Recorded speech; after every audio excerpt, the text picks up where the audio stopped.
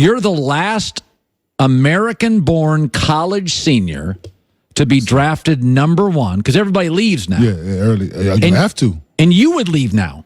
I would have to. Why? And I probably wouldn't be ready as a freshman. I wasn't ready as a freshman. Yeah. Or a sophomore. Like I feel like I couldn't. I played hard. I was athletic and gifted, but I had to work on my offensive game. So that's why I stayed around college. Like, and it benefited me. Like, I went from averaging 3 points as a freshman to 19 as a senior. What about Zion? Would you leave or stay? I'm out of there. Like, all the hype and all the things that's surrounding basketball nowadays, it doesn't get more better than that. He's going to go #1 no matter who, because it's at this day and age, it's about putting bodies in the seats. And people want to see him play. So you wouldn't stick around if you were Zion? No, not at all. You can. There's no need to right now. Because they're going to pick holes in this game. The longer you stay in college, no matter how gifted you are right now, it tells you to leave because they're going to just pick holes in your game. There's everything that you can't do. Like, just say if he doesn't develop into a good shooter, well, I'm saying within the next 3 years, the NBA is going to say, all right, we're done with you. But if you're in college, they just, oh, well, you can't shoot. He hasn't got better, so his draft stock will fall. What do you think about his game? I like him. He's aggressive. He imposes his will on people. I need to see more because right now you just have this 25-game analysis that you have to go on right now. Right. I just need to see more, but I like his energy. I like how he approaches the game. I like his attitude, how he speaks about his teammates, how he wants to be there with them, and the fact he could have shut it down. He could have easily shut it down and listened to critics, listened to people, but he's a competitor. And he proves that every time he steps on the floor from what I've seen. By the way, you made a comparison during the break. Yeah. People forget there was skinny Shaq and then L.A. Shaq. Yeah, definitely. When Shaq broke into the league, you were there. Yeah, he was dominant. He was. Shaq would get the rebound and push it. I'm saying them Orlando clips, like you said. You covered the Magic, so I'm saying them clips of him in Orlando getting the ball off the rim, taking up the floor. Yeah, making passes, making plays on the break. Looks a little like Zion. Yeah, Zion's just 6'6". So that might be a knock. I'm saying somebody might have a knock on that he's 6'6", 6'7", however tall he is. But he plays big. Yeah, he plays beyond his size. Still has body. I'm saying baby fat on him, man. I'm telling him, you get to the league, you really start eating and paying attention to your diet, and so he's gonna thin out. He might grow some more because he's only 18. By 19 years old, so he might grow some more. You never know. Kenyon, Charles Barkley's only about 6'4.5". Yeah, and he dominated the league, man. He imposed his will at a time where basketball was more physical. So we'll see, man. But he's gifted as they come. Not too many people can jump off each foot and attack the rim in that manner. He moves without the ball too. Yeah, which gives him an advantage. But now he has a motor, man, that you can't teach that. You can't coach that. So you can help him become a better shooter. But that's something he can work at. Getting up 1,000 shots a day. Right. I'm saying things like that. He can get better at that. But you can't teach people how to play hard or that motor or that will to want to go out and compete. You can't teach that. Well, it. You've told me this before. Not everybody loves the game. Not at all. Like Not at LeBron comes into the league, you're like, oh, this kid loves the game. Yeah, he loves the game of basketball. Yeah. Zion loves the game of basketball. So his upside is tremendous. So I'm excited for him, man. Hopefully that it translates, and then the sky's the limit for him with a lot of work. All right, big rumor in the NBA. I read it this morning, so it has to be true. Doc Rivers, rumored, potentially headed to the Lakers. Would you do it if you were Doc? Would you do it if he was the Lakers? Would you do it if you were the Lakers? Doc is good coach, good motivator, great person. But what has Doc done with the talent that he's had besides the one Celtics team? And you got potentially 4 Hall of Famers, great defensive mind and Tibbs. You thought he underachieved a little? With the talent that he's had? I'm just saying, if I'm the Lakers, I just don't see the need for a Doc Rivers. You know what I'm saying? So you'd go Ty Lue, you'd go Kid. Just the other way. No, I'm not saying those. I got a great relationship with those guys, but I'm gonna explore other options. I'm saying maybe a new face. I'm saying you never know. I just. Do you think Doc? His personality. Yeah. Do you think Doc and LeBron work? Because Doc's not gonna get pushed around. Doc's got an ego. Yeah, Doc gonna do it his way. So with that aspect work, I don't know. So it's a lot to go into that, but I just don't. I don't see it. I think it's just moving furniture. To be honest with you. Oh, that's a good call. I'm saying. I think you're just moving the chair here, moving the table, and calling it a new look. You know what I'm saying? Like, hey, I got a new apartment. Like, nah, you just move your furniture around. You know what I'm saying? You added a chandelier. Like, nah, that's just. But Doc's a great motivator, he's a good people person. I get all that. Yeah. So maybe they're looking at that aspect. Maybe he can develop the young guys, but you're trying to ship the young guys. So what is it? I'm saying, what are you doing here? You know what I'm saying? Like, What's your plan? What is the plan? If that is the choice, like, what is the plan there? I like that, moving furniture. Yeah. Paul Pierce, he was a very good player. He's out of the league now. He's a broadcaster. Was talking, some think it's nonsense. Others may buy into it, but it's increasingly, we're hearing stuff like this. Here's Paul Pierce. If the Lakers get the #1 pick, what are they going to do? What should they do? If the Lakers got they're going to take Zion, but what should they do? The Lakers got the #1 pick. Here we go. I would trade LeBron James. At least he kept it real out here. I'm just. Oh, Sometimes he doesn't say that. You're talking about 3 years left of LeBron or 15 years left of Zion? Let's go.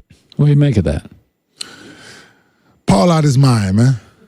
Like, just like Paul, you just give people some time to think, man, and you overthink. And this is one of them situations of overthinking. Like, why would, if you need a LeBron James with a Zion Williamson, like, LeBron can make Zion better. Oh, His no best question. attribute is what? Passing. LeBron James, like, he wants to get off the ball. Zion's an athlete, likes to run, get out on the wing. Hey, here you go, young fella, go do your thing. I get in the half court, but I'm going to help you get better in transition and all that. Nah, it's absurd, man, to think that you would trade LeBron James if you had the #1 pick. Unless you're getting who else you going to, unless you're getting KD, Anthony Davis, all this back for that pick, multiple teams involved, and Paul is out of his mind. Well, I will say this, LeBron and Zion, I didn't think this was a great year for LeBron as a leader. I thought he was a little distracted this year. There's a lot going on. Lot of projects. And then the injury happened. It was a bad year. It's a bad, so it's okay. a lot going on. So, but actually, if you told me there's an NBA star that will play with Zion for the first 3 years in his career, I'd probably pick LeBron. Yeah, definitely. Why wouldn't you? A smart guy, knows the league, here's how to grow up. Came in with the same hype. Dude, he would be a great, like, Kawhi Leonard doesn't talk. Yeah. Kyrie's a little flaky. Yeah. Kevin Durant's a little odd. Steph or LeBron would be perfect for him. Yeah, so why not? I just, Not gonna. Or going to a situation where you got a Greg Popovich as your coach. But that's not going to happen. That's not going to happen. So, but no, I just think it'll be the right fit if the Lakers were somehow to get the #1 pick, but they're not going to get the #1 pick. So, all right, here we go. Fifths and fifths. Now it's time to get uncomfortable. Everybody I bring on in the NBA, I'm the bad guy because I'm critical that I've said this. Westbrook's a talent, but he's unhinged. Okay. And when you get into the playoffs, composure, self-awareness, control your emotions. These are close games, the best coaches, the best players. So Westbrook has a technical the other night. Yeah. It loses it against Klay Thompson, who's not an easy guy to like, gets suspended because it's his 16th technical. They lose last night at home. They're 1 game out of the 8 spot. That was a big loss. Now they play Toronto back-to-back games. Would you at least acknowledge that composure is a part of basketball and that Westbrook at times is unhinged? I'm glad you started with one key word you used in your first statement. What? Playoffs, right? Okay. I would bet money, the same situation, he could be at that technical threshold, whatever it is for the playoffs, right? And he would react different. You think he knew he was doing that? Yeah. To make a point? Yeah, to make a point. Like, he didn't get the tech because he hit Klay. He got the tech because of what he said to the ref. Called a bleeping foul. And said it again. That's what got him the tech. You know what I'm saying? So you think he's got more control than I do? Yeah, I do. He's like, people don't get, like, he's smarter than what people give him credit for. I'm not saying it's not intelligent. It's not a smart thing. Yeah, so that situation, I think he knew what it was. And then the fact that, like, he was kicking himself after the game. Trust me. Like, man, I'm saying I got to deal with this. And then they turn around and lose to the Miami Heat. Now he's even more kicking himself. I'm saying, like, he's mad at himself, trust me. Like, I didn't be in them situations where, man, I ain't get suspended, but, like, I got kicked out of the game, probably needed again. Whatever the case may be, and I'm mad at myself. Trust me, he's mad at himself for the whole situation, of putting himself in that situation. Then you got to answer the questions, and then your team mess around and lose. And now you said you one game out of 8. Like, now it's a lot of implications with that suspension, other than you just getting suspended. Right. And trust me, he regrets it. But you would rather have him that way than not.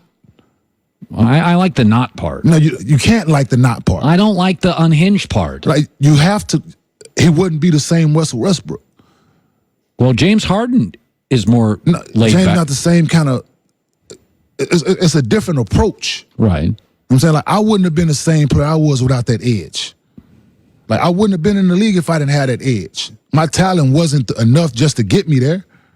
His talent not just enough to get him there. You got to have it. It's something other, like, it's intangibles that come with that talent. Did you ever play with a guy that was on the edge and sometimes the edge hurt him? I covered Rasheed Wallace. More than me? On the edge, more on the team? No, 2 of us wouldn't work on the same team. Rasheed Wallace. Like, two of me on the edge? No, that wouldn't work. So it's on enough room for one Kenyon, one Russ, one Rasheed, one Dennis Rodman, one Draymond Green on the team. Boy, they got 2 now, like with Boogie. Well, but there's only one room. It's only room for one of us on each team, I think. And so when you were going through these things and getting teased, were you aware of it, or was it I've lost a little control? Sometimes I'm aware of it, and you making a statement. All right. Like, I didn't did stuff to like I felt like I got fouled on one end, right? And they didn't call it. Yeah. So the person who fouled me got the ball on the other end. So I make it blatant what a foul is, and look at the ref tell you that's a foul. That's not. But that's. But it might be a hard foul where it result in the tech. You know what I'm saying? Like, that's a foul. I'm making a statement. That's not a great statement. It's a great, for me at the time, it's an immaculate statement. Because you understand what I'm doing, what I'm saying to you at that time. You know what I'm saying? Like, so you blew that call on the other end. It might have been a touch foul. Okay, I get it. But it was a foul. I'd have said, Kenyon, if I was a coach, I'd have said, fewer statements. Give me 15 points. And guess what I would have told you? What? Sit your down and leave me. Yeah. That's what you'd have told me. What? Straight up. Man, leave me alone, man.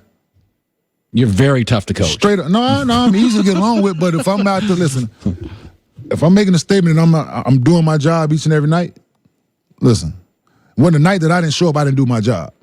Now, you always played hard. I did my job each and every time I stepped on the floor. I knew the game plan. I was going to bring it each and every night. So, like, easy to coach. I only had a problem with one coach. Who? George Who cares? Carl. I'm not saying his name. He doesn't merit me saying his name ever again. All right. So one coach ever in life. Everybody else. I've been playing basketball since I've been 9 years old. One coach. I'm 41 years old. One coach that I had a problem with. So what does that tell you? Most liked your statements. And the way I play the game of basketball, it ain't about my statements. It's the what I can do for you. Yeah. And that 94-50 is what Kenyon can do for you. I get it. You ain't got to like me. That's fine. Might not like you. I would have sat you down a few times. Well, I made my statement. Then you would have had another problem to deal with. And that's management. Because listen,